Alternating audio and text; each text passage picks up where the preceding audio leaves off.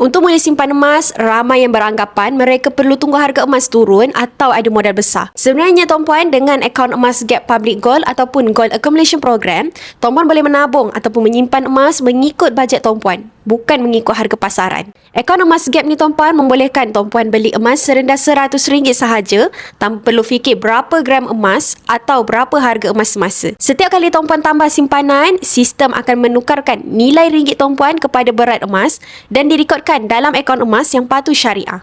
Keuntungan sebenar simpanan emas bukan pada beli emas dengan harga termurah, tetapi pada konsistensi mengumpul gram demi gram, bulan demi bulan. Inilah strategi yang digunakan oleh ramai penyimpan emas yang berjaya.